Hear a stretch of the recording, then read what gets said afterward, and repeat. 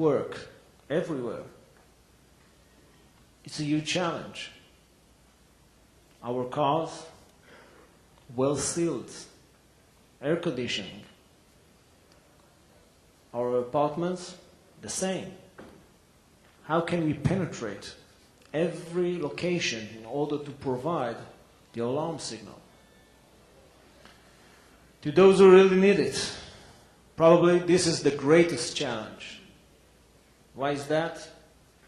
Because we want to alarm as fewer as possible of the population. I have another chart for that immediately.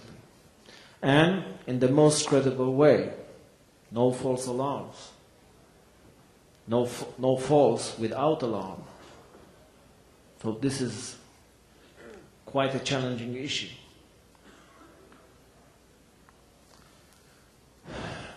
This chart represents the issue of as fewer as possible.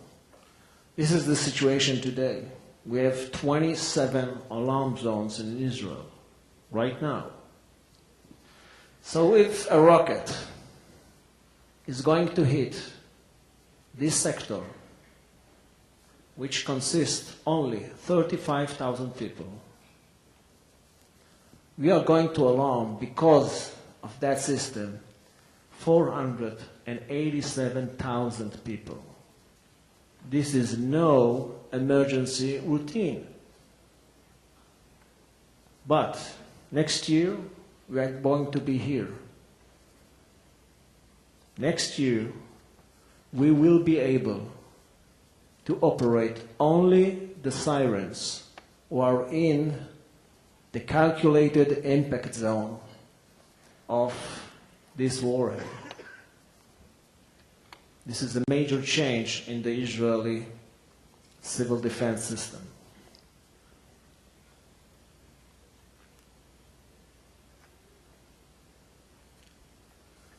Now let's say a few words about the physical means. We have 4 types of physical means in Israel. The personal protection measure, gas masks, which we are going to redistribute during 2010. It's a multi-year project. I have no idea how long it's going to take because I have no idea about the budget. Right now we have enough budget to redistribute gas masks to about 60 to 70% of the population. We have the family protection. That's all kinds of shelters, including the famous Mamad, which is the apartment shelter, an apartment protected room. We have the institutional protection, which is highly important because that's the shelters for those who have or should work during war. And we have public protection, which is our public shelters and public protected spaces, which we didn't consider as important until Castled operation. But one of the main lessons from Castled operation is that we are willing to use the public protections in order to keep, you know what? You know what? In order to keep emergency routine. Because a huge part of the services are going to be functioned through the public protection means. Sorry. Now let's move on to the local governments.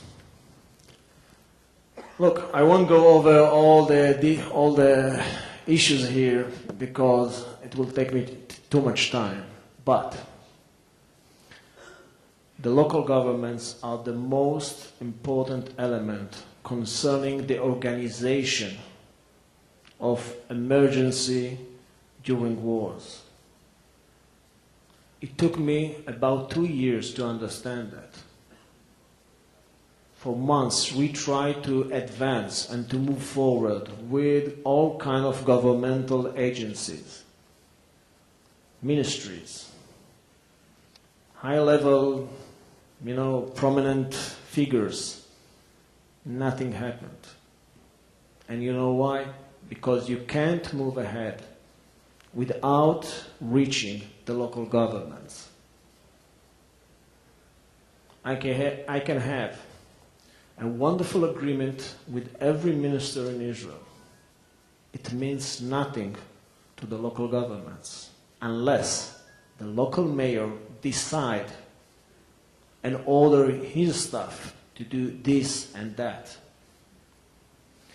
But I would like to say one word about, maybe two, about this issue. Appropriate response to special needs population. I consider that as a symbol.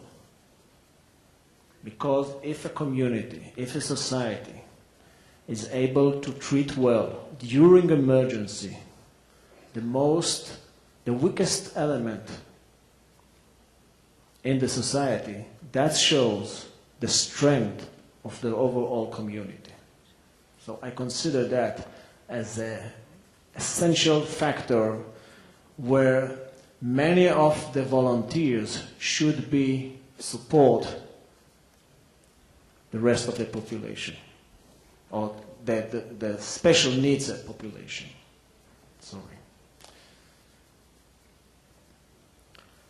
The fourth element is education.